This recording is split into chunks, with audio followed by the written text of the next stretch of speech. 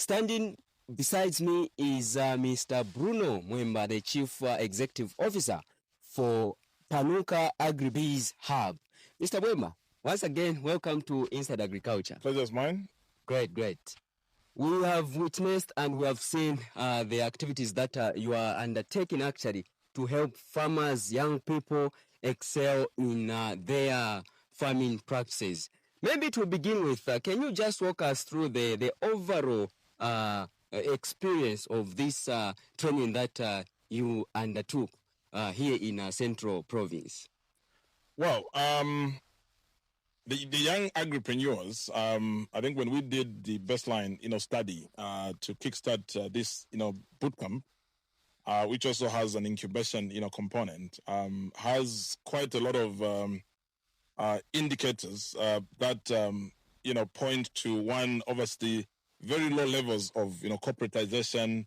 83% of them are not formally, registered. They don't have, business accounts, in the name of the business. They don't have even, business plans, business models and, all that. And one of the things that we actually indicated is that there's quite a lot of very good, opportunities that could be unlocked if they begin to basically corporatize. And, the premise upon which we work is that knowledge and data gaps are actually growth inhibitors for most of the agricultural, SMEs. And as such, what this, bootcamp has, helped us, one is to bring out quite a lot of, very juicy knowledge around how to operate as a business.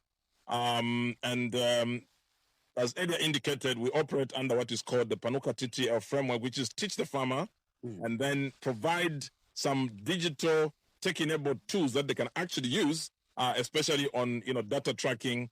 And then we provide very good, linkages. And as such, you actually saw that this morning we had, quite an array of different, partners. We had the likes of Stanbic, who are partners coming through to talk about the importance of financial literacy, the importance of basically being corporatized, the importance of data for most of these young people to actually be able to access, financial service, provision from formal financial service providers. Because if they don't do that, then they fall prey to, Shylocks and quite a lot of, Ponzi schemes and all that, because they are unable to access formal financial services, given that they're not corporatized enough to access those formal financial services. We also had the Zambia Bureau of Standards also showcasing, what, some form of certification would actually unlock towards, market, access. And then we had obviously quite a very insightful presentation by Pakra showing different typologies of, how to register a business, from business names to limited companies. And basically, the quick turnaround that, Pakra offers 24 hours to register a business, but also provided very good insights on what is a good business name and the process therein.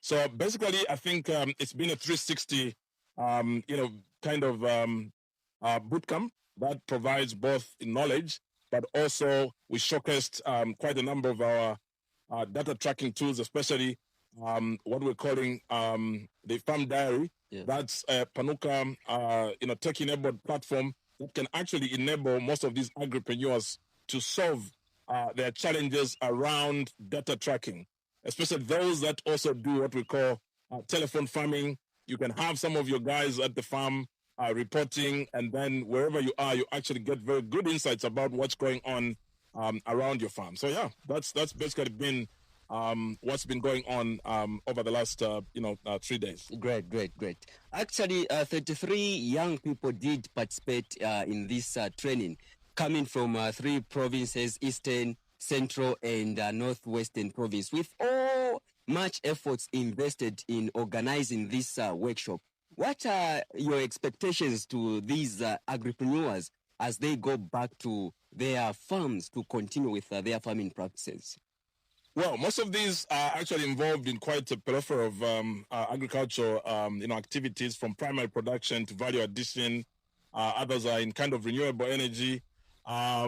we have an ongoing partnership with SNV where these young agripreneurs are expected to graduate in the next 3 months. So we still have additional coaching that will still be had beyond this physical bootcamp. Okay. So the expectation is that there are actions that we are actually putting together, and one of which is basically they need to be formalized. And the initiation of any form of formalization is that you've got to be formally registered. And I think we've kickstarted that process. That's the more reason why we had, PACRA. I think we have a very good roadmap on how to get that done. And once that is done, we need to get their documentation, data tracking, in place. And we also need to look at growing our teams, because right now, access to finance, especially for most of the young agripreneurs, most of those that have money say we actually invest in teams. So it's very important that they begin to look at how are they shaping up beyond themselves as the agripreneurs and begin to look at developing bankable teams that those that have the money can actually put resources into such a process. So I think one of the things that we pride ourselves is the quality of our incubation, the fact that we afford these young agripreneurs obviously time to be in some air-conditioned boardroom where we discuss some technical stuff, but then we also bring them to a site such as this one for them to actually see agribusiness in session.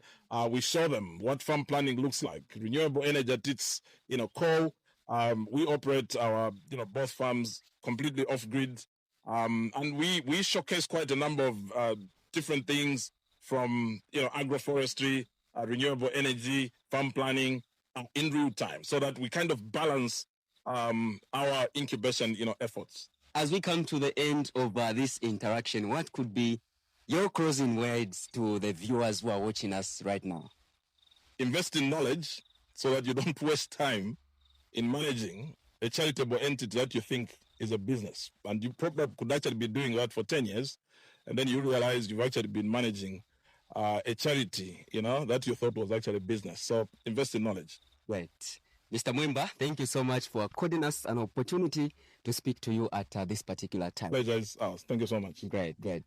There you have it, dear viewers. The message is clear: promoting sustainable agriculture for food security and better tomorrow, as well as building capacity among young people in agribusiness is a shared responsibility between government and non-governmental organization. Actually, for me, Emmanuel Mwimba, and my co-presenter, Claribel Musonda, not forgetting Mr. Wanga, who is on the camera, ensuring that we give you those clear pictures, and the entire ZANIS production team. This is where we say goodbye and continue enjoying the rest of our programming.